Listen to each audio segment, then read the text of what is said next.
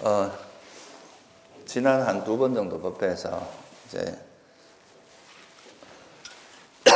장애의 이제 가장 대표적인 그 감각적 욕망, 그러니까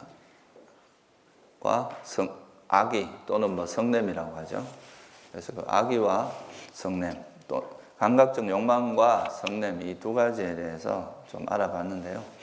이 감각적 욕망과 성냄이라고 하는 이게 이제 우리 그 마음을 그 어지럽게 만드는 가장 대표적인 요소입니다.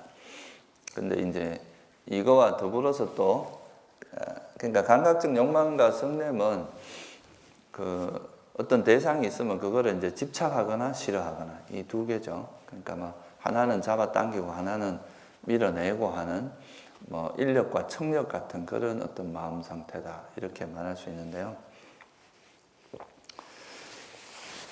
그와 더불어서 또 이제 세 가지가 이제 나머지 장애 요소가 있는데 그게 이제 해태혼침 또는 뭐 요즘은 해태란 말을 잘 안 쓰긴 해요.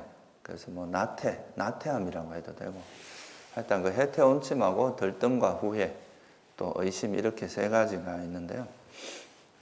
제가 이제 처음 출가하고 나서 이제 이런 불교를 접하면서 좀 제일 이상하게 생각한 이야기 중에 하나가 뭐냐 하면은 이제 그런 소리를 제가 이제 좀 들은 적이 있는데 이제 수행하면서 자선하면서 앉아서 조는 것도 공부다.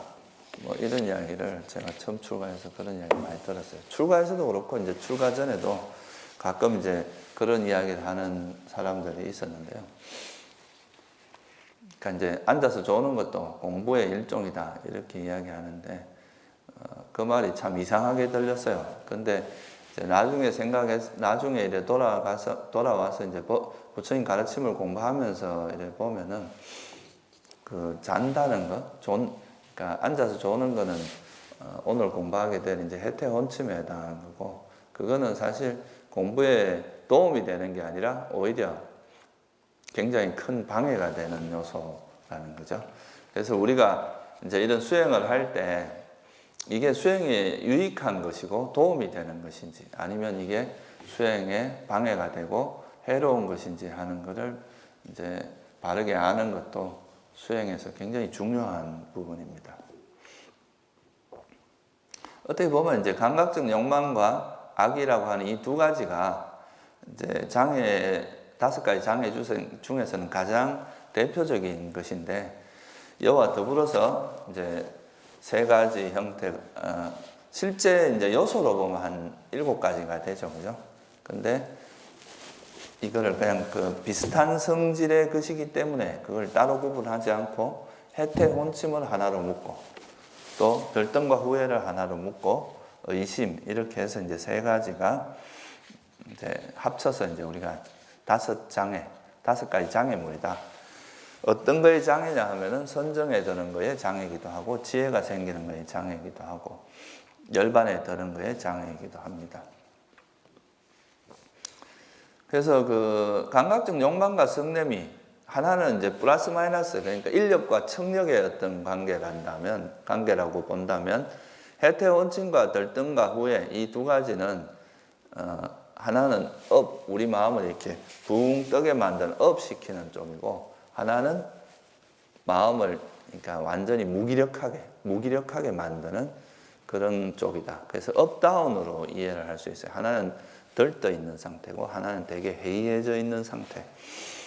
그리고 의심은 그냥 어떻게 보면 이래야 되나 저래야 되나 계속 이제 말 그대로 생각만 하지 아무것도 하지 못하고 결정을 못하고 망설이기만 하고 있는 상태이기 때문에 이거는 뭐 좀 성격이 다릅니다. 그래서 5가지가 이래 조금 분석을 해보면 감각적 욕망과 성냄은 플러스 마이너스 인력과 청력 같은 모습이고 해태혼침하고 들뜸 후에는 가라앉고 뜨고 업다운의 어떤 모습으로 볼 수 있고요. 의심은 그냥 생각이 많아서 이제 뭔가 결정하지 못하는 그런 상태라고 볼 수 있습니다.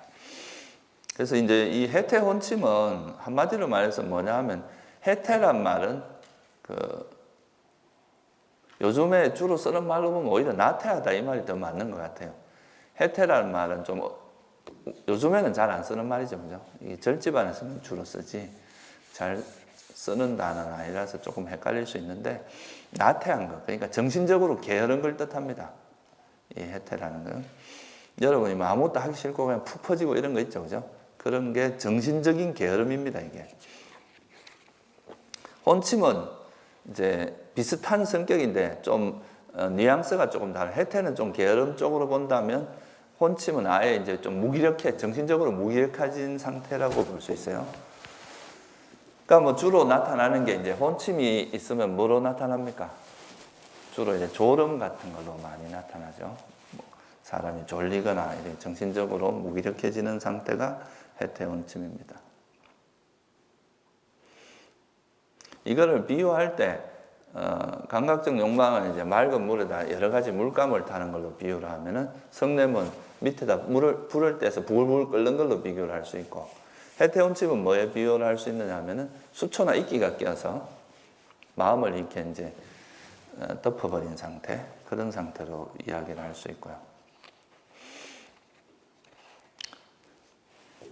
그래서 이거는 해태 혼침이라는 것이 있으면 이거는 우리 마음에서 제일 큰 게 뭐냐 하면은 이 해태 혼침이 가장 큰 장애되는 부분은 일단 정진이 없어지게 합니다.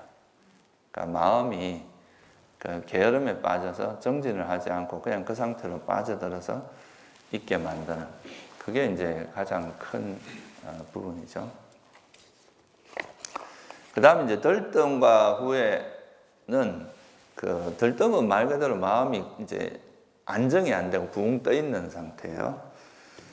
그 들뜸에 이제 빨려가 우따자라고 하는 건데, 이 우따자 뜻이 그 우리 마음이 위에 머물러 있다 이런 뜻이에요. 그러니까 붕 떠 있는 상태. 그게 이제 들뜸입니다. 그래서 이거는 마음이 고요하지 않고 안정되지 않고 동요하고 흔들리고, 그래서 이걸 비유를 할 때 뭐냐면 이제 맑은 물이 있을 때 바람이 불거나 이러면 어때요? 물이 이렇게 출렁출렁 하면서 이렇게 흔들리면 그게 이제 우리가 현상을 제대로 보지 못하는 그런 걸로 비유를 하죠. 그 다음에 후회는 뭘 후회라고 합니까? 과거에 잘못한 행위. 이게 이제 원어 뜻을 보면 잘못했구나 이런 거거든요. 그러니까 내가 과거에 뭘 잘못한 거. 잘못했다는 건 두 가지 형태가 있어요. 선한 행위를 하지 않은 거, 이것도 잘못이고, 악행을 행한 거, 이것도 잘못이겠죠. 그죠? 그 두 가지를 했을 때, 왜 그랬을까 하고 자기를 막 학대하고 자학하고 이런 그 후회, 이제 그거를 후회라고 합니다.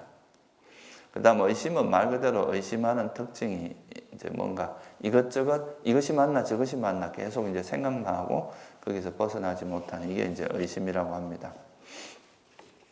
그래서 이게 이제 감각적 욕망과 악이 두 가지를 보태면 이 5가지 우리가 5장애라고 하는 거죠. 그럼 이 5가지 장애를 어떻게 이제 버리는지 간단히 좀 알아보도록 하겠습니다. 앞에서 말했던 거하고 똑같이 이 장애도 대상의 문제입니까? 자기 마음의 문제입니까? 예? 이 대상이 장애는 아니죠, 그죠? 우리가 뭐 어떤 외부 대상이 장애라기보다는 그것이 조건은 될 수 있어요. 외부 대상이 조건은 될 수 있지만 그 자체가 장애는 아닙니다. 그래서 장애는 항상 자기 마음에서 일어나는 거라는 것을 좀 확실하게 이해를 해야 되고요. 그러니까 뭐 아까도 말했지만 조는 것도 공부다 이렇게 이야기하면은 어떻게 되겠어요? 그 상태를 벗어나려고 하겠어요? 아니면 그냥 그 상태를 머물러 있겠어요? 그 상태를 즐길 수도 있단 말이에요. 그래서 항상 장애는 장애로 봐야 돼요. 부처님께서 이걸 장애라고 보신 거는 이유가 있단 말이에요. 왜? 열반에 이르는데 분명히 방해가 되고 장애가 되기 때문에 장애라고 하신 거죠. 그러니까 보통 우리가 이제 바둑 같은 거 둘 때도 하수들하고 고수하고 차이는 뭐냐면, 고수는 멀리 봅니다. 수를 10수, 20수 이렇게 멀리 봐가지고 이 하나에 지금 눈앞에 있는 요거를 따먹고 돌을 따고 안 따고 이게 중요한 게 아니라 이 전체적으로 봐서 이 판세에 도움이 되나 안 되나, 전체적으로 어떻게 되나 이런 걸 보거든요. 근데 이제 하수들은 눈앞에 있는 이익에 정신 못 차리고 그걸 그냥 이렇게 따먹는, 그다다가 자기 대마가 그러니까 앞에 조금 따먹으려다 전체가 죽는 이런 식이 생기는 거죠. 그래서 이 장애를 장애라고 보는 것은 고수의 통찰이에요. 그러니까 부처님 같이 굉장히 깊은 통찰력을 가지신 분이 볼 때 이런 마음은 일시적으로는 그게 나한테 유익한 것처럼 착각할 수 있어도 멀리 내다보면 이거는 굉장히 큰 장애다. 그래서 이런 장애는 아무리 사소해도 그거를 가볍게 보면 안 됩니다. 이거는 이제 우리가 이게 작다고 가볍게 보면 안 되는 건데, 처음 일어날 때는 아주 사소한 거라도 이게 계속 반복되다 보면 되게 큰 문제가 될 수도 있거든요. 우울증 같은 것도 비슷한 상태입니다. 그러니까 우리가 처음에 일어날 때는 그냥 뭐 오늘 좀 기분이 좀 그러네 이런 식으로 가는 건데, 이게 자꾸 반복이 되다 보면 나중에는 이게 아주 심각해져서 이제 도저히 약을 먹지 않거나 전문적인 치료를 받지 않으면 극복하기 힘든 상태가 될 수도 있다 이거예요. 그죠? 그래서 이런 거를 우리가 뭐에 비유를 할 수 있느냐 하면, 아주 작은 불씨라도 그게 불씨가 아주 작다고 해서 그걸 가볍게 여기면 안 된다는 거죠. 왜냐하면 큰 불이 될 수 있잖아요. 그러니까 부처님이 작다고 가벼이 여기면 안 되는 것 중에 4가지 중에 한 가지가 이 불씨거든요. 그래서 그건 뭐냐 하면 번뇌도 마찬가지죠. 번뇌도 일종의 우리 마음의 불길과 같은 건데, 처음 살짝 일어난다고 이 별거 아니라고 가벼이 여기다 보면은 이게 엄청나게 커져갖고 여러분 마음을 완전히 이렇게 압도해 버릴 수도 있다 이거죠. 그죠? 그래서 장애는 장애로 봐야 됩니다.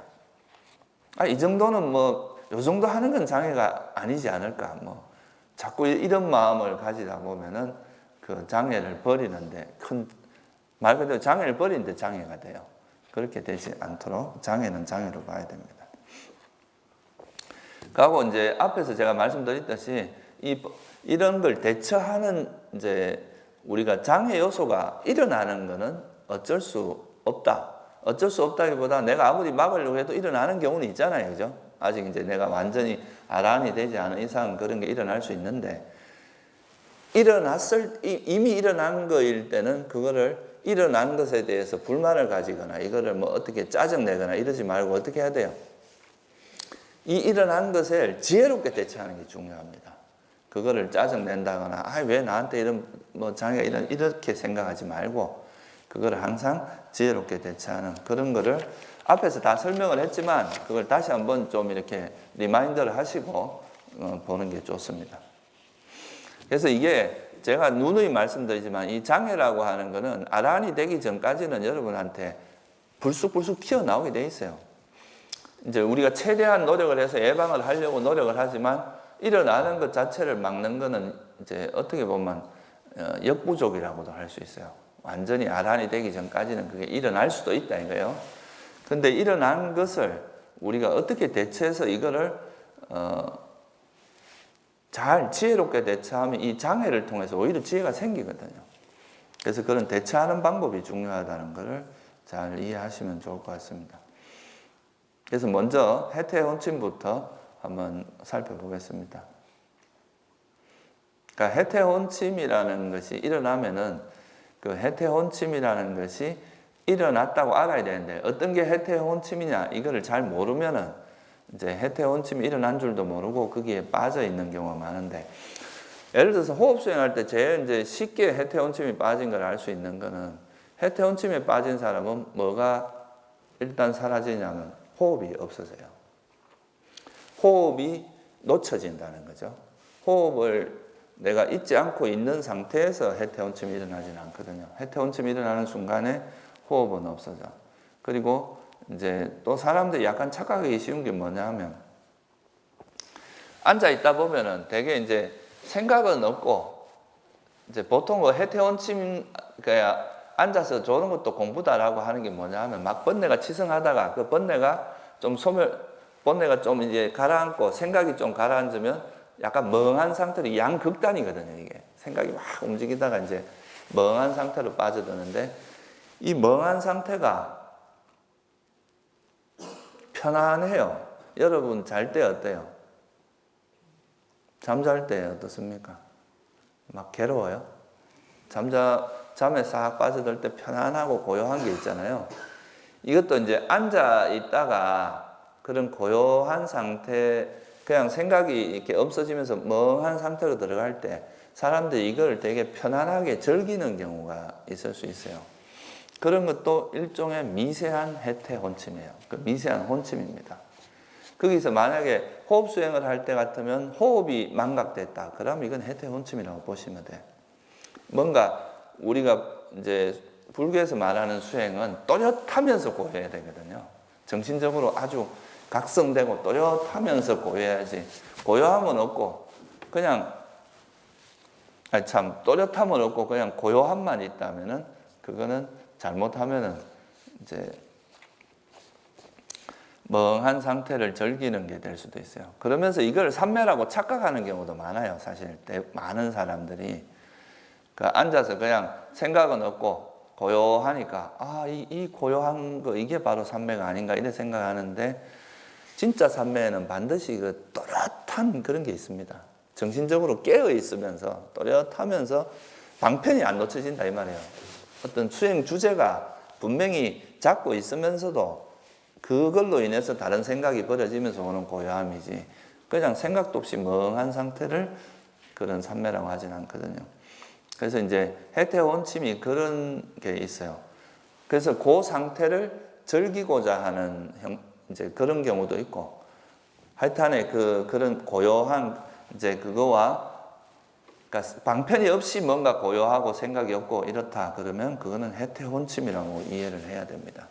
그래서 해태 혼침이 나한테 내가 해태 혼침에 빠졌구나. 이건 뭐 일어났다기보다 빠졌다고 표현하는 게 더 정확한 표현 같아요.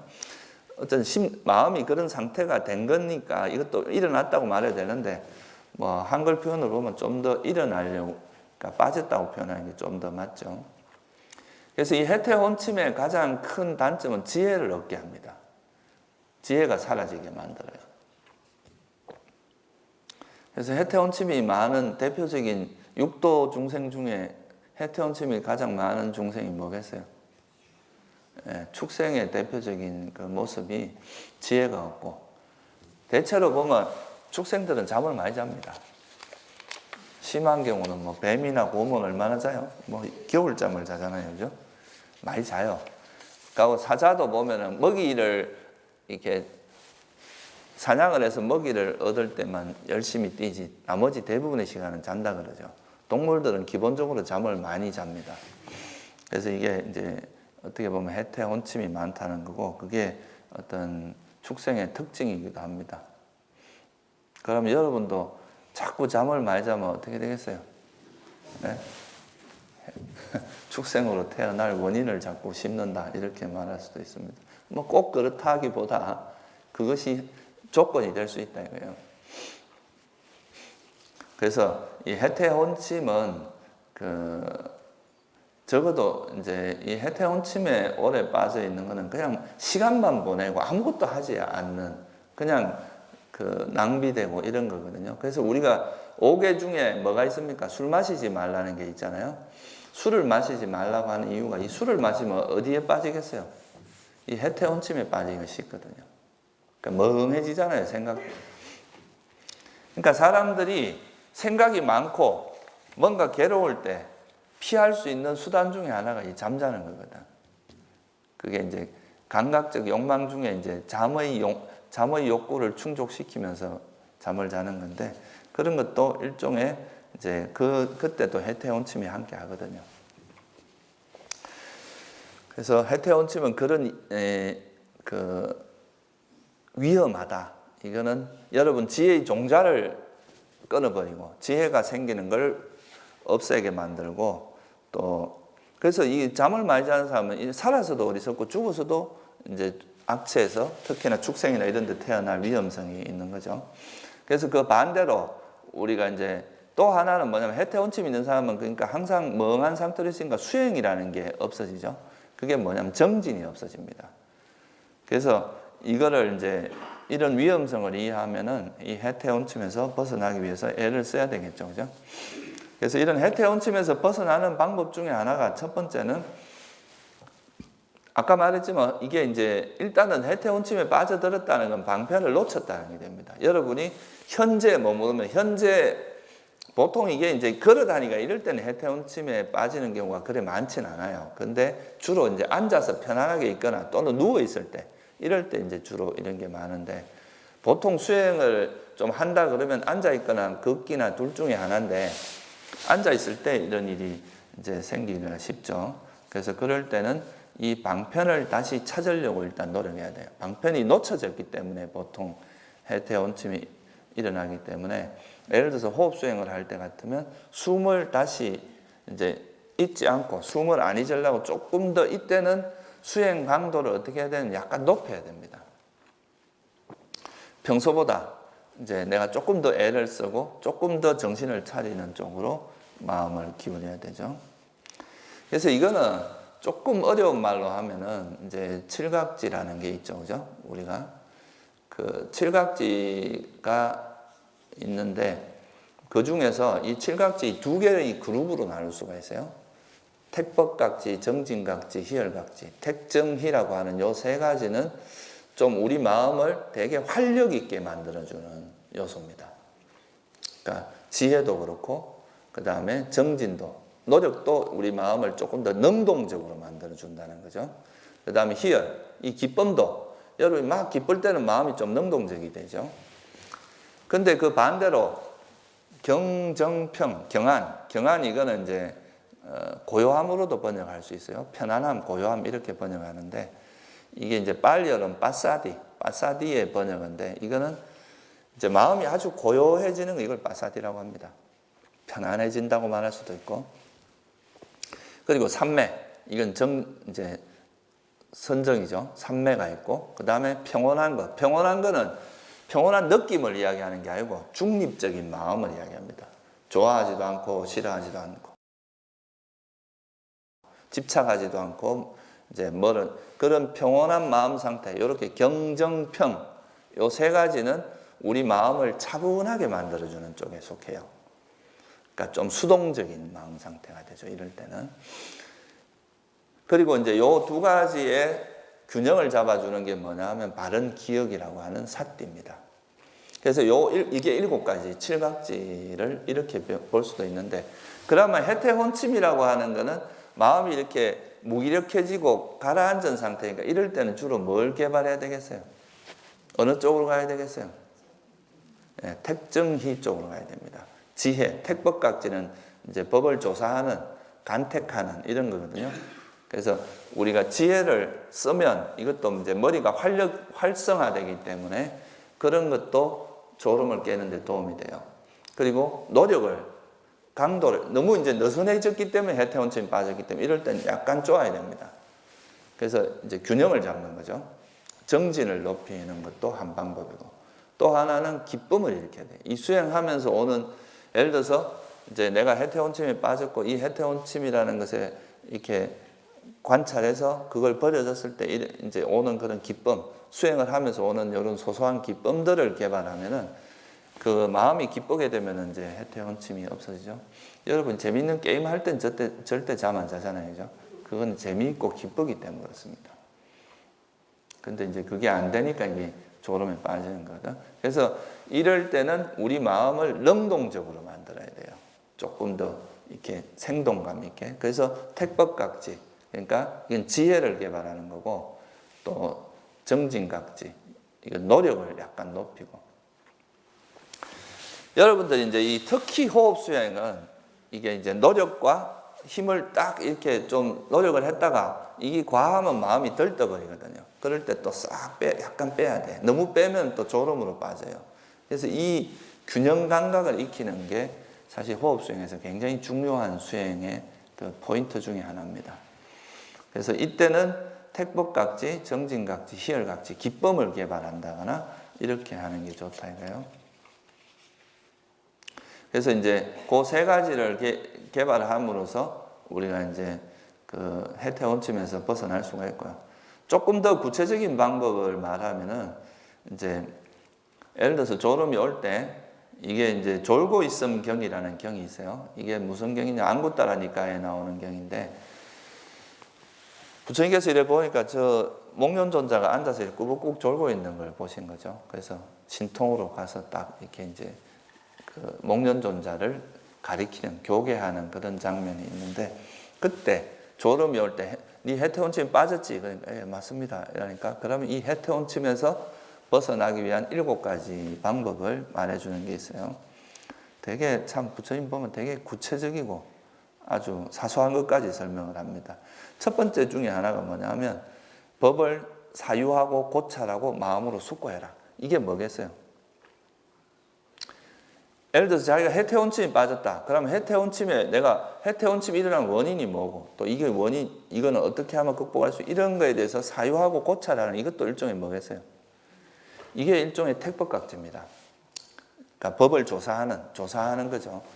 자기한테 일어난 이거에 대해서 조사를 함으로써, 그러니까 우리가 마음이 그 해태원침이 빠졌다는 거는 좀 무기력해진 상태잖아요. 그러니까 이걸 활력을 일으키기 위해서 생각을 오히려 그냥 다른 생각을 하는 게 아니라 지혜롭게 어떤 법에 대해서 조사를 하고 반조를 하는 쪽으로 머리를 쓰면 그거는 해태원침을 달아나게 하는 데 도움이 됩니다.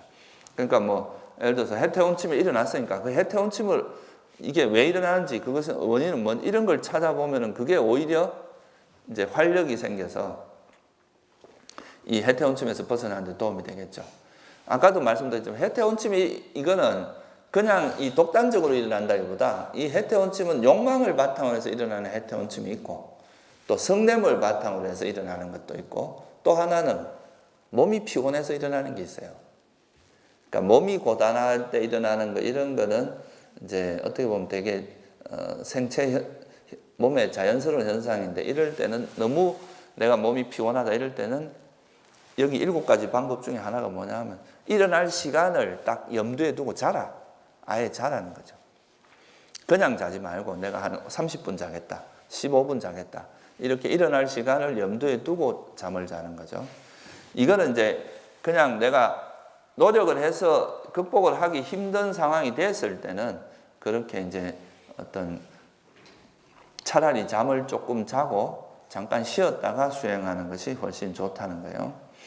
그렇게 할 수도 있고, 그 다음에 이제 이런 몸에서 오는 피로 같은 경우는 실제로 좀 쉬어주는 게 좋아요. 몸이 피로해. 뭐 예를 들어서 어제 뭐 잠을 2시간밖에 못 잤다 이랬을 때는 앉아서 졸기가 쉽거든요.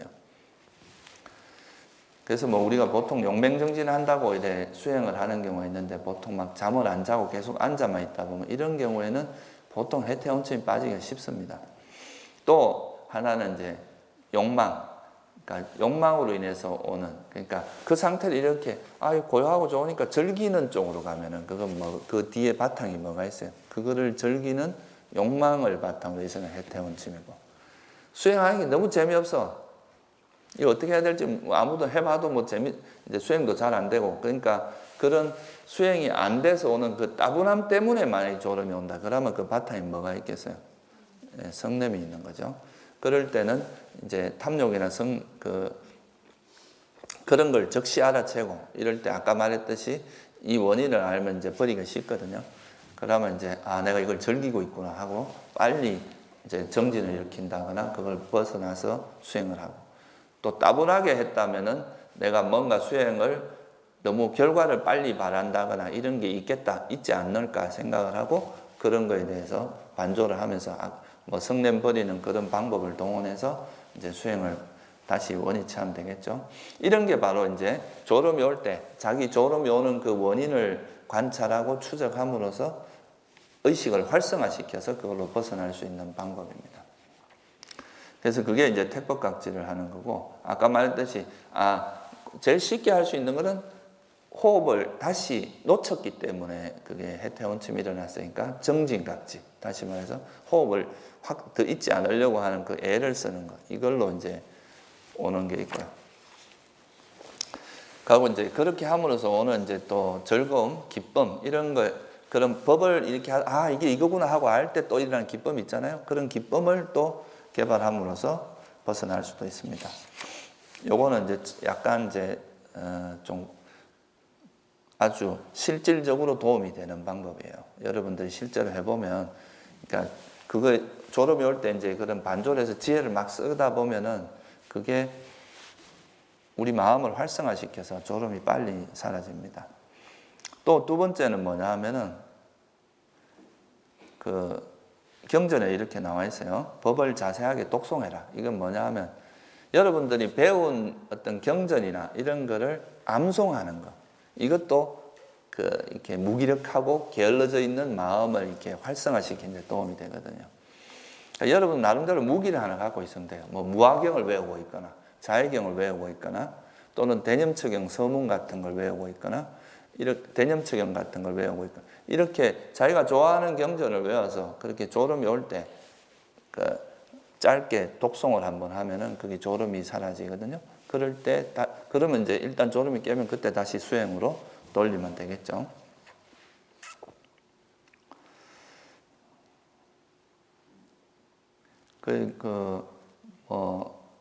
무화경이나 자해경이나 또 대념처경 이런 것들은 여러분 외워두면 좋습니다.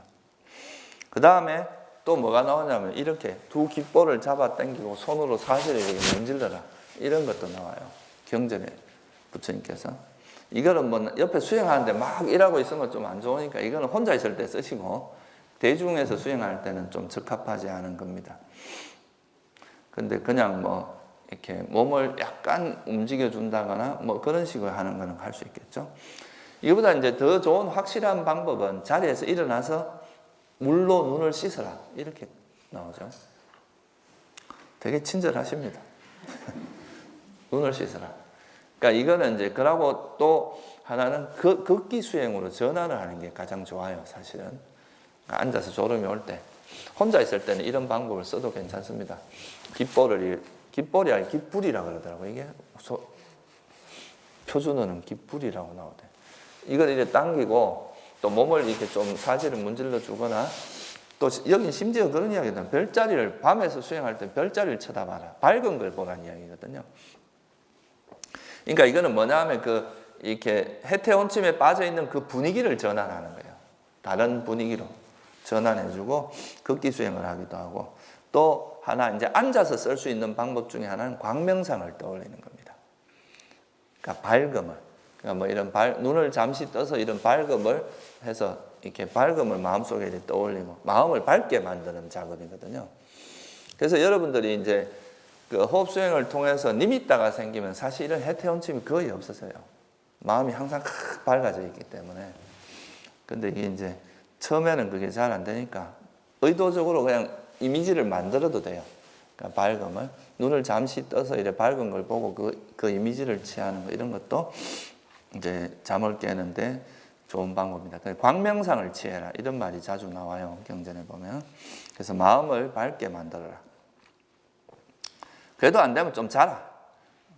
이렇게 했는데도 안 될 때는 차라리 자기가 깨어날 시간, 적당한 시간을 정해놓고 자는 것이 훨씬 좋다. 이런 거죠. 또 하나 이제 이런 해태혼침을 버리는 방법 중에 하나가 그런 정진력을 불러일으키는 게 죽음에 대한 이제 죽음을 기억하는 겁니다. 우리가 언제 죽을지도 모르고 우리 앞에 숨이 들어갔다 안 나오면 그건 죽는 건데 이런 죽음이라는 게 멀리 있는 게 아니라 항상 내 가까이 있다. 이렇게 이해를 하고 내가 이런 귀중한 시간에 잠이나 자서 되겠느냐 이러면 자기를 약간 경책하면서 이것도 정진을 불러일으키는 거거든요. 그래서 이제 그렇게 해서 정진을 일어나게 하는 거. 이게 해태혼침을 버리는 방법입니다. 그래서 이제 이 해태혼침을 버리는 제일 이제 또 좋은 방법이 뭐냐 하면 재미있게 수행을 해야 돼요. 대체로 이제 해태혼침에 빠져드는 이유가 재미가 없으니까 에라 잠이나 자자 이래가 이제 보통 잠으로 빠져드는 경우가 많거든요. 재미가 있으면 누가 이 잠을 자겠어요, 그죠? 졸음이 오거나 이러겠어요. 뭔가 이제 수행에서 소소한 재미, 요즘 뭐 소소하고 확실한 뭐 행복이라고 뭐 그런 말이 뭐 유행이더라고. 그러니까 그게 뭐냐면 수행도 실제 그런 게 되게 중요합니다. 이 순간순간 내가 조금 뭔가 알아나가고 조금이라도 이래 발전해 나가는 이런 거에서 기쁨을 찾으면 그런 게 이제 재미있게 수행을 할 수 있는데 자기 수준은 여기밖에 안 되는 사람이 이상은 되게 커. 그러니까 자기 마음 상태는 아직까지 뭐 10분도 집중 안 되는 사람이 산매에 들기를 원하고 이런 식으로 생각을 하는 거는 이건 다 욕심이거든요. 그런 거는. 그러면 재미가 없어져, 수행이. 근데 자기가 이제 할 수 있는 만큼 최선을 다해서 하면서 그 조금씩 한 걸음 한 걸음 나아가는 그런 거를 이렇게 좀 거기서 기쁨을 찾으면 이게 기쁨을 개발하는 거거든요. 그런 것은 우리가 이제 수행을 재미있게 하게 하기 때문에 그런 거는 해태원침이 그런 마음 자세로 수행을 하면 해태원침이 벌어지는데 도움이 됩니다. 그래서 이제 좀 재미있게 수행하는 방법을 스스로 찾는 것이 이제 이런 수행을 아주 해태원침 없이 수행을 할 수 있는 좋은 방법, 좋은 거죠. 그 다음에 이제 이 반대가 이거는 너무 이제 멍하게 깔아앉은 마음이라면 떠 있는 마음이 있어요. 이게 들뜸과 후회라고 하는 건데, 이 들뜸과 후회라는 거는 마음이 붕 떠 있는 상태죠. 이것도 이제 들뜨면 들떴다고 알아차려야 되죠. 후회가 일어날 때도 자기가 후회라는 걸 알아차려야 돼. 보통 사람들이 착각하는 게 자기를 막 경책하는 거하고 자기를 좋은 쪽으로 경책해서 나가게 하는 거하고 후회를 착각합니다. 후회는 어떤 면에서는 자학입니다. 자기를 학대하고 괴롭히는 것밖에 안 돼요. 그래서 그런 게 일어났을 때는 그거를 알아야 돼요. 들뜸이 있어도 이게 이제 지혜가 개발되기 어렵죠. 고요함, 삼매에 들 수가 없습니다. 이 들뜸이 있으면. 그래서 들뜸의 반대가 뭐냐 하면은 그 고요함이에요. 들뜸의 반대를 빠사디, 이 이제 소위 말해서 고요함, 편안함이라고 하는 이게 이제 들뜸의 반대입니다. 보통 이 들뜸이 일어나는 경우가 이제 대부분 이제 많은 경우가 몸이 너무 긴장을 해서 그런 경우도 많아요. 몸이 이제 긴장되니까 마음이 안정이 안 되고 이렇게 몸에 긴장을 너무 하다 보면 호흡도 이렇게 딱 안정이 안 되고 거칠어지고 이러면서 이제 이게 들뜸이 있는 경우가 많은데, 몸이 긴장을 하는 또 이유 중에 하나가 뭐냐면 과도한 노력. 그러니까 자기 너무 이렇게 마음만 앞서고 실제 이제 적절한 노력을 하지 못하고 과하게 이래 한다거나 이럴 때 보통 들뜸이 일어납니다. 이런 들뜸이 좀 심해지면 상기로 갈 수도 있어요. 마음이, 그러니까 이제 혈압이 심하게 올라가서 상기가 될 수도 있는데, 그래서 이건 보통 긴장할 때 많이 일어나거든요. 긴장을 하거나. 그러니까 이제 마음이 앞서가지고 자기가 그냥 적절하게, 아까도 말했지만 너무 과하게 노력을 하는 것도 문제거든요. 너무 해이해지는 것도 문제지만 너무 과하게 노력하는 것도 문제이기 때문에 너무 과하다. 과한 이유가 뭐겠어요?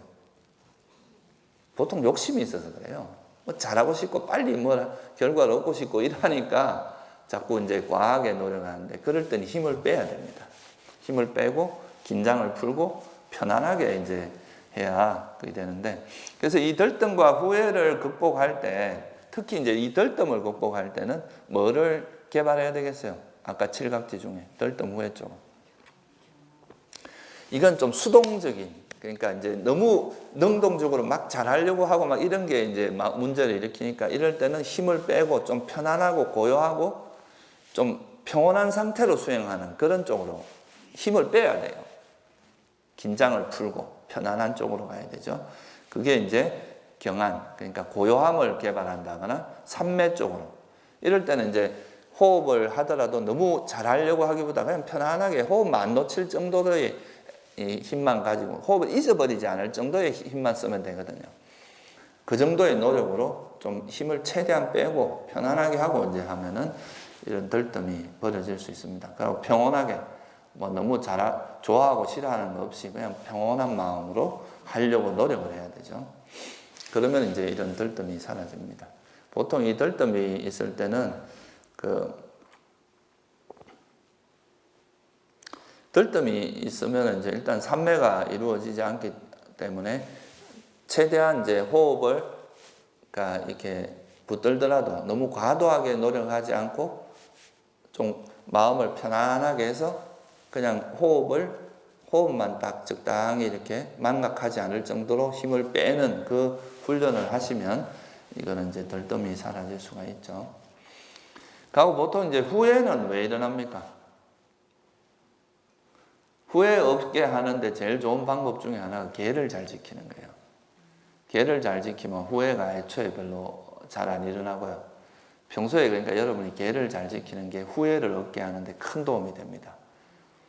왜냐하면 계라는 건 해야 될 걸 하고 안 해야 될 걸 안 하는 거잖아요. 그게 이제 보고.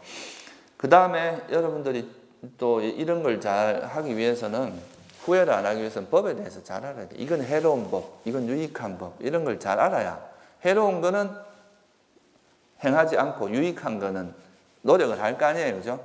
그래야 그게 이제 아예 후회가 일어날 가능성을 차단하는 게 되거든요. 그래서 사실 이게 이제 법에 대한 공부도 사실 중요합니다. 어떤 게 유익하고 해로운지. 그래서 유익한 건 행하고 해로운 건 행하지 않는 쪽으로 계속 노력을 하면은 자연스럽게 후회가 없어져요. 여러분들이 수행 안 하고 막 계속 땡자 놓으니까 이거 내가 오늘 또 그냥 수행 안 했구나 하고 후회가 일어나고 막 그런 거고, 또 하지 말라는 짓을 하니까 자꾸 이제 남한테 화를 내지 말라 그러는데 화를 잔뜩 내고 나면 또 왜 그때 화를 냈을까 이렇게 후회하는 거죠. 그래서 이제 이런 후회가 일어나지 않도록 하려면, 그러니까 이제 해로운 거는 최대한 적게 하고 유익한 거는 행해야 된다. 그래도 또 뭐 잘못할 수는 있으니까 그런 거를 후회하기보다는 참회를 해야 돼요. 내가 뭘 잘못했는지를 정확히 이해를 하고 다음에 다시 그런 행위를 하지 않도록 이제 하는 지혜를, 거기서 자꾸 이제 지혜를 개발해야 돼. 아, 내가 이런 행위를 하니까 나한테 해롭고 나한테 유익한 게 아무것도 없구나 라는 지혜를 알고 지혜를 자꾸 개발하다 보면은 그런 것들을 자연스럽게 안 하게 되죠. 우리가 악행을 벌일 때는요, 너무 막 자기를 푸시하면서 이렇게만 하지 마시고 그것의 해악을 이해하면 저절로 이래 멀어집니다. 그러니까 이거는 이제 물론 노력도 해야 되지만 제일 중요한 중심은 뭐냐 하면은 지혜를 개발해야 돼요. 아, 이게 정말 해롭다는 걸 알면 여러분이 뭐 애를 안 써도 저절로 이래 마음이 멀어지게 되는데, 그 지혜는 없는 상태에서 억지로 의지로 이걸 참으려고 하면은 그게 잘 안 되거든요, 생각만큼. 그래서 부처님께서 모든 선법 중에서 가장 어뜸이 뭐냐? 지혜라 그랬어요. 모든 발자국, 특히 오력이라고 하는 그 5가지 말씀하시면서 이 오력 중에서 가장 어뜸은 지혜라 그랬거든요. 그게 코끼리 발자국에 모든 다른 발자국이 들어가듯이 이 지혜 속에 모든 게 다 들어간다 그랬거든요. 그래서 이제 이런 것들을 잘 이해를 하면은 뭐 가급적이면 악행을 안 하게 되는 거죠. 그리고 이제 참회는 내가 과거에 이런 잘못을 했으니까 이러이러한 문제가 있구나, 이런 걸 하면 이렇게 해롭고 이렇구나, 이런 지혜를 통해서 다시는 그렇게 하지 않도록 하는 게 참회인데, 후회는 뭐냐면 계속 자기를 막 몰아세우고 자학하는 거예요. 나는 왜 이랬을까, 나는 나쁜 인간이야 뭐 이러면서 계속 자기를 안달복달하는 게, 이거는 수행에 도움이 안 됩니다. 이것도 일종의 화거든요. 화하고 함께 일어나는 거거든요. 계속 자기한테 화를 내고 있는 거라서 이런 거는 수행에는 아무 도움이 안 돼요. 그래서 화를 내는 거는 바람직하지 않고 오히려 참회를 해야 됩니다. 그냥 참회가 잘 안 되면 뭐 스스로 생각해서 108배를 하면서 참회를 한다거나, 또는 뭐 다른 사람에게 이렇게 솔직하게 고백을 한다거나, 내가 이러이러한 잘못을 했다. 그리고 천주교에 보면 그 고해성사 같은 게 있는데 그런 게 참 좋은 것 같아요. 자기 잘못한 거에 솔직하게 이렇게 말을 하는 거. 그게 이제 어떻게 보면 그렇게 함으로써 그게 일종의 참회 의식 같은 거거든요. 그러면서 다시 그런 거에 대해서 이제 너무 연연해하지 않게 하는. 그래서 이 스님들 사이에서도 이제 아주 큰 잘못이 아니면 그냥 스님, 뭐 다른 스님한테 이렇게 이야기해서 내가 이런 잘못을 저질렀습니다, 이렇게 해서 그냥 그걸로 정리되는 경우도 있거든요. 그리고 이제 뭐 항상 제가 말씀을 드리는 거지만, 이 사실 우리가 중생들은 번뇌에서 완전히 자유롭기가 쉽지가 않아요. 다 아직은 지혜가 부족하기 때문에 나름 열심히 노력을 하지만 또 번뇌를 일으키고 잘못을 저지를 수 있고 그렇잖아요. 그래서 그거를 나는 불교에서 선악 이렇게 하지 않고 선불선 이렇게 말하는 그게 참 의미가 깊다고 생각을 하거든요. 그러니까 우리가 유익한 마음이 있고 그것에 유익하지 않은 마음이 있다고 하는 거죠. 꾸살라, 악꾸살라 이렇게 이야기하거든요. 꾸살라는 유익한 마음이고 악꾸살라는 유익하지 않은. 그러니까 이걸 악이나 죄 이렇게 말하지 않아요. 그러니까 열반에 이런데 유익하지 않다. 그러니까 이제 그걸 통해서 이제 나한테도 손해가 되고 남에게도 손해가 된다 이런 쪽으로 이야기를 하지. 그걸 절대적인 악이다. 너는 이런 걸 했으니까 나쁜 놈, 악인 이렇게 보지 않거든요. 악인이라고 할 사람이 있어요, 없어요? 나도 없는데 악인이 어디 있어요? 그러니까 나라고 할 만한 존재 자체가 그냥 그런 행위가 있을 뿐이지 사실 그 사람을 절대적으로 악인이다, 나쁘게 이래 보진 않거든요. 그 행위가 변하면 또 그 사람은 변하는 거예요. 그 사람이 어떤 행위를 하느냐에 따라서 그 사람을 평가하고 이런 게 이제 불교의 관점이거든요. 그래서 내가 지금 뭐 좀 잘못했다고 그게 절대적으로 뭐 나쁜 인간 뭐 이런 게 아니고 그걸 바탕으로 해서 더 발전하고 이제 그걸 참여하고 더 좋은 쪽으로 나아가는 게 중요한 것이죠. 그죠? 그래서 후회도 마찬가지로 그렇게 접근을 하는 게 좋습니다. 그래서 이 후회는 보통 이제 성냄하고 같이 일어나는 거고, 덜뜸도 보통 이제 탐욕이나 성냄이 있으면 덜뜸이 일어나겠죠. 그죠? 너무 과하게 욕심을 낸다거나, 막 화를 낼 땐 당연히 덜뜸이 일어납니다. 근데 그 외에도 그냥 뭐 특별히 내가 뭐 뭔지도 모르겠는데 막 괜히 마음이 붕 떠 있는 거 있죠. 이런 거는 어리석음을 바탕으로 해서 일어납니다. 뭐가 뭔지를 모르고 내가 그 원인을 잘 파악을 못한 이럴 때는 어리석음을 바탕으로 해서 일어나는 겁니다. 그래서 이 덜뜸과 후회는 고요함, 이제 그 편안하게 그 편안함을 고요함을 개발하거나 삼매 쪽으로 마음을 돌려야 돼. 이때는 너무 이렇게 막 들떠 있는 상태에서 너무 또 능동적인 그런 형태의 수행을 하면은 오히려 더 들뜹니다. 이럴 땐 약간 수동적인 형태로 고요함이나 삼매나 평온함 이런 쪽으로 마음을 이제 쓰는 것이 바람직합니다. 그다음 이제 세 번째 남은 게 의심인데요. 이 의심은 말 그대로 이제 생각만 하고 있지 행동을 못 해. 계속 이게 맞나? 이게 저게 맞나? 이 호흡 수행하면 과연 삼매에 들 수 있나? 내가 특히 여러분 수행할 땐 주로 어떻게 나타나냐 하면은 내가 이 수행을 제대로 하고 있나? 이거 하는 게 맞는 것인가? 이게 호흡을 보는 게 맞나? 이건 또 뭐 내가 이렇게 적당히 하는 게 맞나? 이런 이제 의심이 많이 일어나게 되는데요. 그거를 여러분 생각으로 뭔가 이제 확실하게 결정되는 건 없거든요. 해 나가면서 그걸 수정해 나가야 돼요. 미리 생각만 하고 있지 말고 행동을 하면서 실제 수행을 하면서 교정하고 이래야 되는 거지. 앉아서 계속 생각만 하고 있다고 답은 안 나옵니다. 그래서 보통 너무 많이 알아도 수행을 잘 못해. 의심이 많거든요. 계속 이게 맞는지 저게 맞는지 계속 이거 분석하고 이거 계속 이렇게 분별하고 이런 쪽으로만 가지 수행을 안 하는 거예요. 근데 수행을 해 나가면서 이거보다 이건 내가 좀 잘못 알았구나 하고 교정하고 이제 그거를 수정해 나가고 이렇게 가야지. 수행을 안 하면서 그냥 생각만 하고 있는 건 아무 도움이 안 돼. 이게 의심이거든요.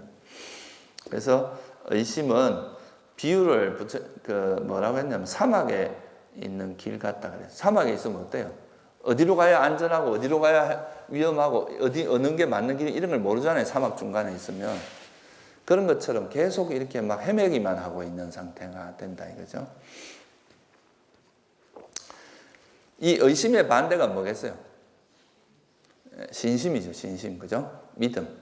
이거는 이제 불교에서 말하는 믿음은 단순한 믿음이 아니고 어떤 이해를 통한 믿음이에요. 이렇게 가면 괴로움이 소멸되겠구나. 이렇게 하면 이건 해로운 법이고 이건 유익한 법이구나 하는 거. 그리고 이제 이 호흡 수행을 통해서 삼매에 이를 수 있고 명지와 해탈을 얻을 수 있다는 칠각지가 개발돼서 그런 거에 대한 믿음을 가지면 이제 그런 왔다 갔다 하고 이런 망설임이 없어지죠. 실제로 여러분들이 이제 수행을 하시면서 이 믿음이라고 하는 것이 되게 중요한 작용을 해요. 이 믿음이 없으면은 이제 일단 그 법에 대한 확실한 믿음만 생겨도 이제 불안함이 없어지는 게 있거든요. 이 믿음이 없어도 사실 불안한 것도 있어요. 이게 내가 바르게 가는 건지 근데 법에 대한 확신, 이렇게 하면 내가 정말 내가 노력만 하면 깨달으면 이럴 수 있겠구나 하고 그런 확신 같은 게 있으면 일단 불안함은 없어지거든요. 정말 이런 확신이 있으면 이제 내가 노력하고 얼마나 잘 가고 퇴보하지 않고 계속 이제 그 길을 가느냐의 문제거든. 그래서 이제 이 신심이 있으면 이제 신심을 통해서 사실 정진이 생기는 것도 있습니다. 두 가지 형태가 있는데 우리가 지혜가 있는 사람도 택법각지가 있는 사람은 또 뭐가 있어요? 지혜가 있으면 정진이 생기거든요. 택법각지가 정진을 일어나게. 지혜가 있는 사람, 이건 해롭고 이건 유익하다. 그러면 유익한 걸 개발하고 해로운 걸 버려야 되고 이런 확실한 그런 게 있죠. 근데 또 부처님 가르침에 대한 확고한 신심이 있는 사람도 정진이 일어납니다. 그래서 오건이라고 하는 거기 보면 신심 다음에 뭐가 있어요? 정진이 있거든요. 그래서 우리가 깨달음에 이르는 두 가지 길이 있는데 하나는 지혜 법을 분석하고 법을 이해함으로써 깨닫는 것. 이걸 법을 따르는 자라 그래요. 수다원이 되는 방법 중에. 또 하나는 뭐냐면 신심을 바탕으로 해서 가는 게 신심을 따르는 자라고 이야기하죠.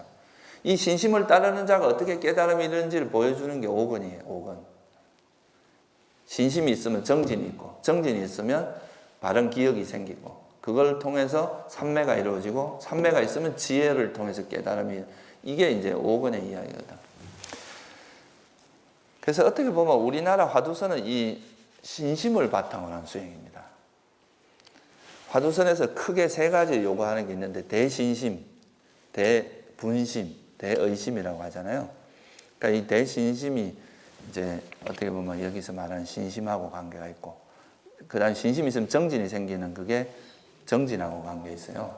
그러니까 나머지 세 개 요소는 이제 의심하고 관계 있다고 볼 수 있는데 이걸 그래서 이 신심을 바탕으로 해서 수행을 하는 것도 있고 이제 지혜를 바탕으로 할 수도 있는데 하여튼 이 신심이라고 하는 것이 수행에서는 굉장히 중요한 요소로 작용합니다. 그래야 이게 망설임이 없어지거든. 탁 이렇게 행동으로 옮겨지는데 보통은 막 머리만 쓰고 앉아갖고 이럴까 저럴까 이러고 행동을 안 하는 경우가 많아요. 그래서 이 신심 있는 사람은 행동을 합니다. 그래서 이 신심이 또 수행에서 되게 중요한 파트이기도 하죠. 불교에서 단지 조금 멀리하는 것은 맹목적인 믿음을 멀리하는 거예요. 그래서 이런 의심을 버리는 방법은 법에 대한 확고한 믿음, 그죠? 법이라는 것, 또 부처님에 대한 확고한 믿음, 부처님에 대한 그 믿음 이런 걸 통해서 우리가 신심을 극복할 수 있습니다. 저도 옛날에 이제 미얀마에서 수행할 때 이렇게 거기서 하는 수행에 대해서 이것저것 말이 많아서 잠시 의심이 일어난 적이 있는데 그럴 때 이제 저는 뭘 생각했냐면 부처님 당시를 이렇게 생각해 보니까 부처님께서도 이 호흡 수행을 했다는 거를 내가 이제 상기를 실제 경전에 보면 부처님께서 아나파나사티 수행을 했다는 그런 이야기가 실제로 나오거든요. 평소에 이제 쉴 때 삼매에 들어서 쉴 때는 이 호흡 수행을 통해서 삼매에 들어서 쉬고 이렇게 한다는 이야기가 나와요. 그리고 깨달음 얻을 때도 이제 호흡 수행을 기반으로 해서 깨달음. 그래서 그런 걸 보면은 부처님의 그런 이제 그거를 우리가 상기를 하면은 이 수행은 부처님께서도 하신 수행이니까 그런 믿음이 확 일어나면서 그 의심이 순식간에 눅눅듯이 사라지는 게 있었거든요. 그래서 여러분들도 그런 불법성 삼보에 대한 확고한 믿음 또는 법에 대한 믿음. 그러니까 이거는 법에 대한 믿음은 법을 좀 이해해야 돼요. 그러니까 부처님 말씀하신 연기법이나 사성제 또는 이제 이런 어떤 것이 유익하고 해로운 법인지 이런 걸 확실히 이해를 하면은 적어도 선법을 실천하면은 여러분한테 100% 이익이 있다는 걸 확신해야 됩니다. 내가 이렇게 하면 진짜 이게 나한테 괜히 손해되는 거 아닐까?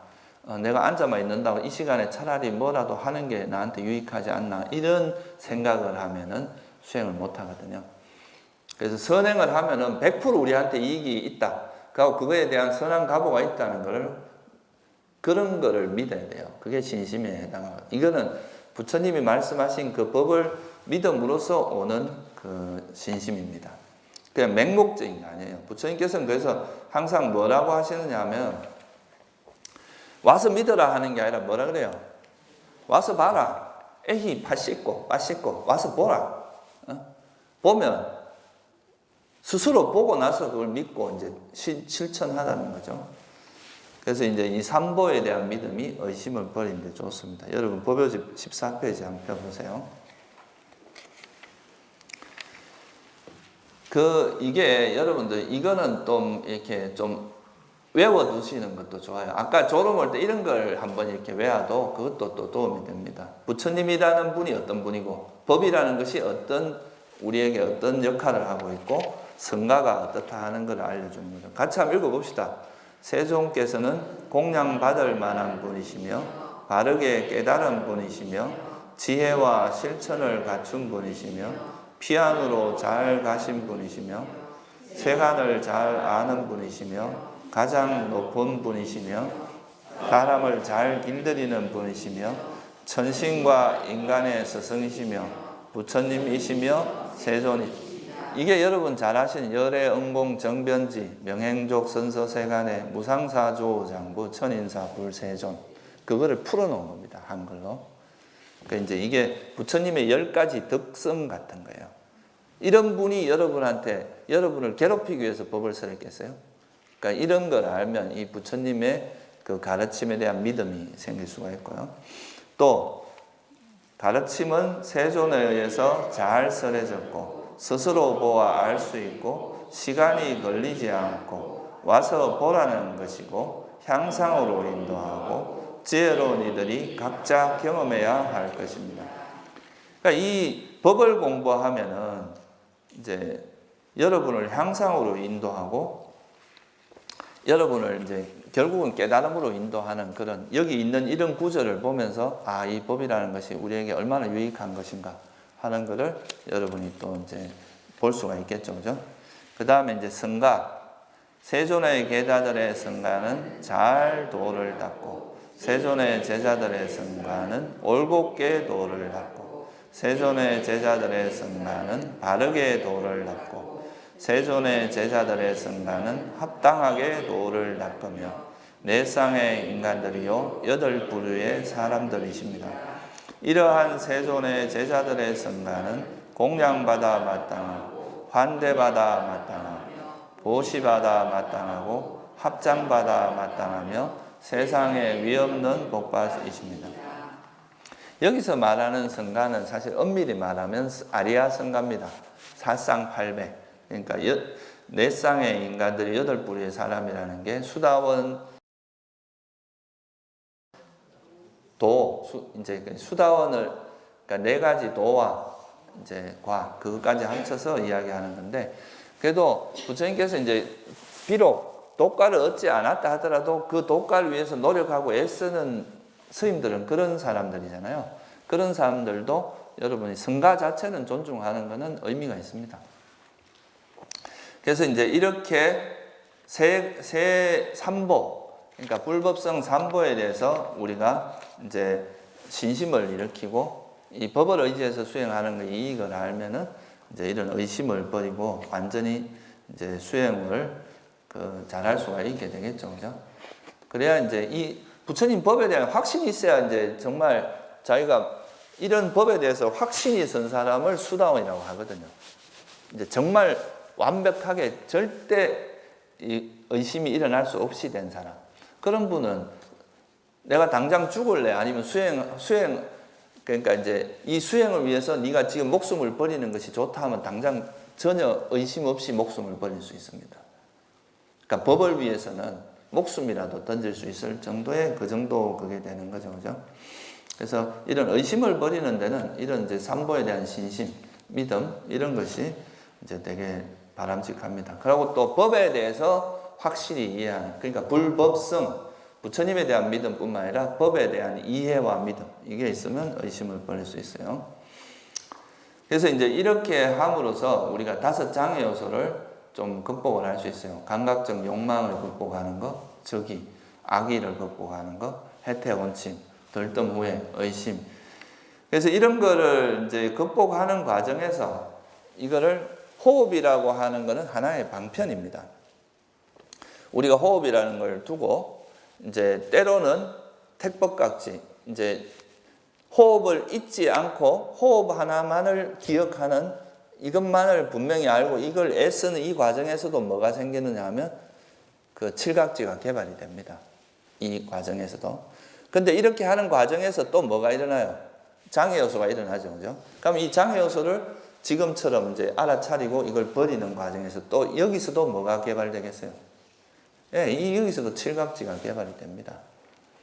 여러분이 이제 그 장애를 알아차리는 그 자체는 지혜가 개발되는 거고, 이 장애 요소를 지혜롭게 사유하고 조사하고 이런 건 또 바른 그것 자체 장애 요소에 대해서 이것이 장애 요소라는 것을 파악하고 잊지 않는 그것이 이제 지혜와 바른 기억도 개발되고.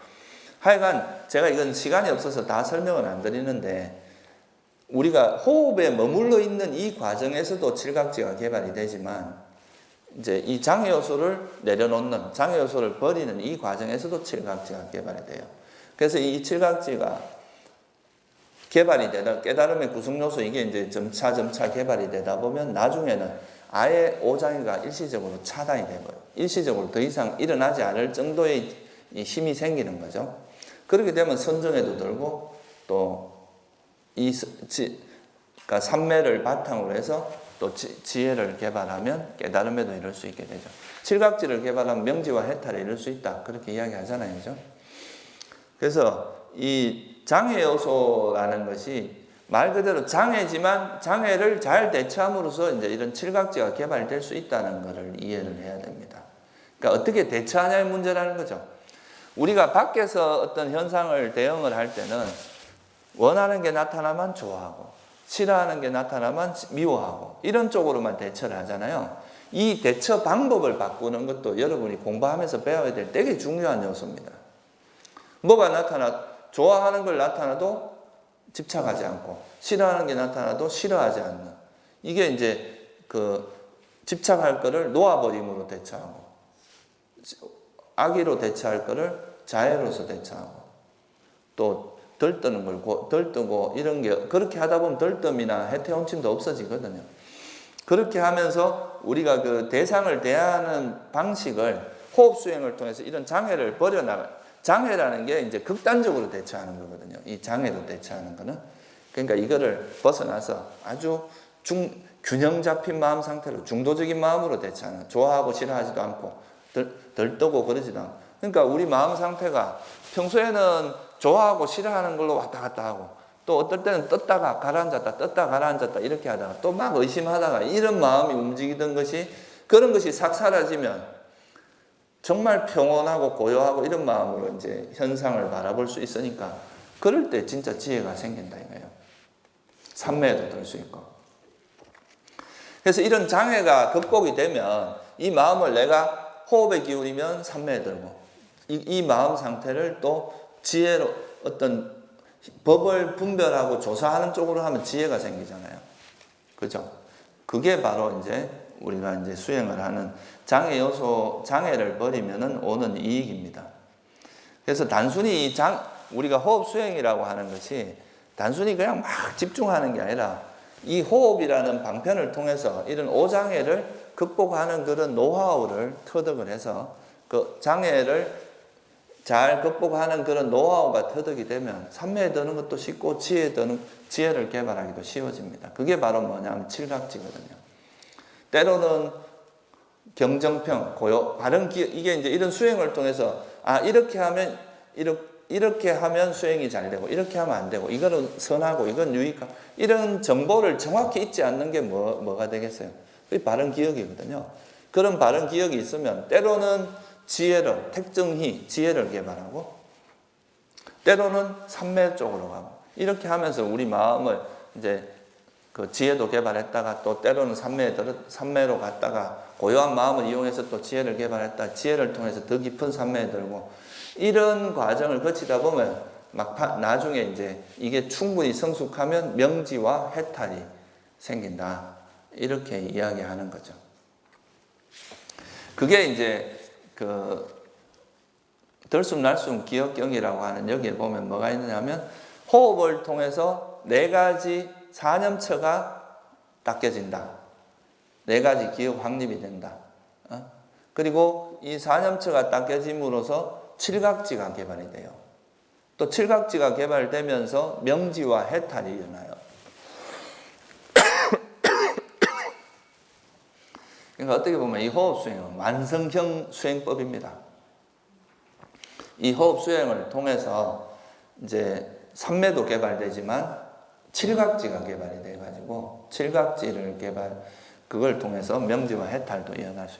그러니까 이 호흡 수행의 메커니즘을 일상으로 돌아오면은 걷기 수행할 때도 똑같은 메커니즘이에요. 걷는 거에 우리가 마음을 기울이면서 이제 일어나는 오장애를 길들이고, 그러다 보면 나중에는 걸을 때는 걷는 것만 있어요. 또 일할 때는 일하는 행위만 있지 다른 거 아무것도 없는 그런 게 일종의 삼매거든요. 일행삼매 같은 거예요. 밥 먹을 때는 진짜 밥만 먹고 장애가 작용을 안 하게 되는 상태가 되는 거죠. 그래서 이제 그런 거를 우리가 이제 이 호흡 수행을 통해서 감각을 익혀가지고 그 감각이 일상으로도 그대로 적용되도록 하면 그게 행주자와 어느 때나 이제 수행이 될 수 있게 한다. 이런 거죠. 무슨 말인지 이해가 되세요? 그래서 이게 단순히 호흡이라고 하는 것이 결국은 호흡 수행을 통해서 여러분들이 여러분 마음의 그런 안 좋은 오염원들, 안 좋은 습성들을 길들여 나가는 과정이다.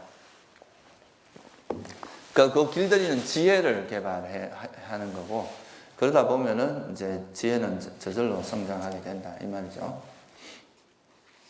네, 제가 이제 뭐 좀 이 호흡 수행을 하는 데 있어서 오장애를 다루는 지혜 이런 것이 되게 중요해서 제가 몇 번에 걸쳐서 설명을 드렸는데 좀 이해가 되세요? 네, 오늘은 여기까지만 하겠습니다. 네, 오늘 제가 한 것 중에 뭐 혹시 궁금한 거 있으면 한번 질문해 보세요. 네.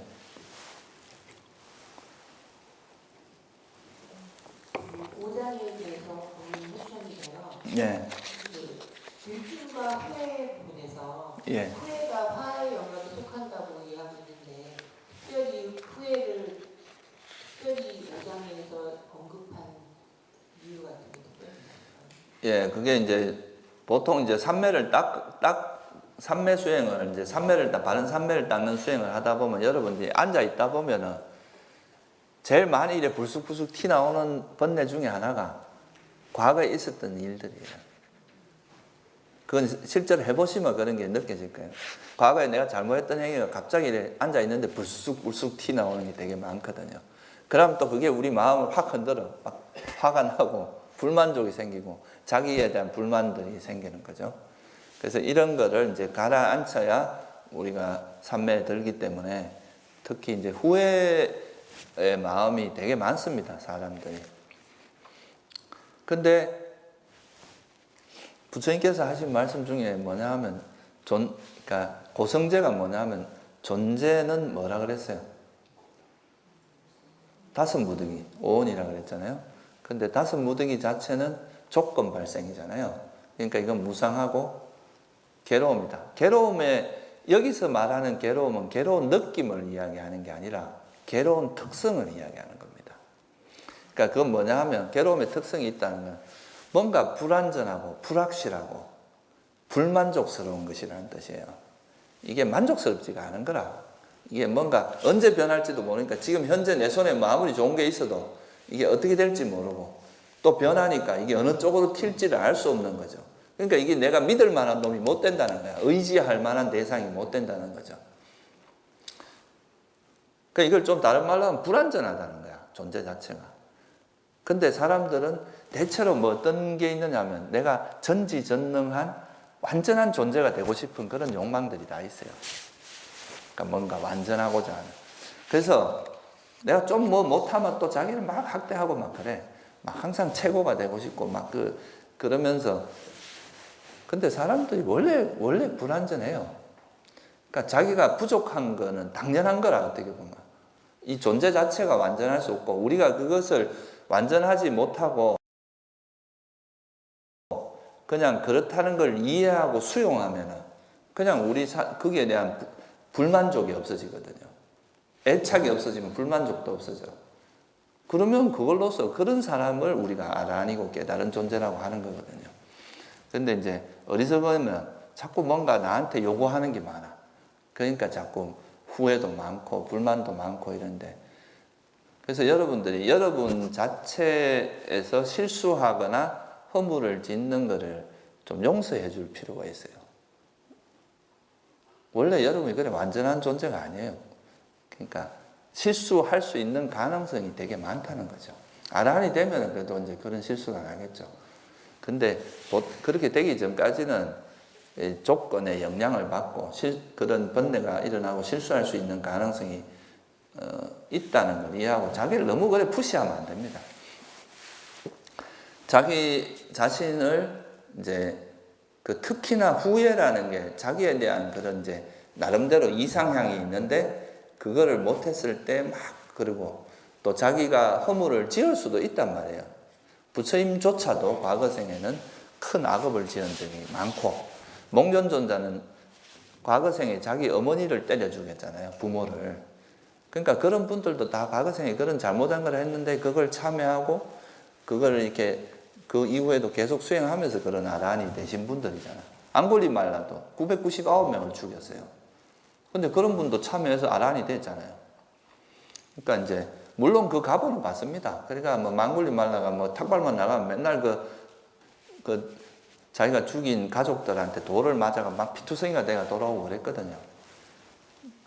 그렇지만 이제 어쨌든 그런 그 자기의 허물을 인정하고 그거를 물론 그거를 이제 인정한다고 제가 그걸 막 즐기고 그걸 또 막 하라는 이야기는 아닌데, 그러니까 그런 자기가 이제 그런 실수하는 거를 좀 이해해주고 용서해주고 그런 것이 수행에 되게 도움이 돼요, 실제.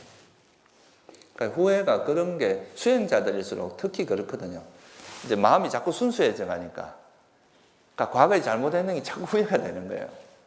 그냥 막 세속에서 막 살면은 그런 게 좀 덜한데, 오히려 이제 자꾸 수행을 하다 보면 자기가 옛날에 했던 행위들이 되게 안 좋은 거라는 걸 알게 되잖아요. 그러니까 자꾸 더 후회가 되는데, 그런 마음들을 이제 이런 참여로 바꿔야 된다 이거죠. 그걸 디딤돌로 삼아야 된다는 거예요.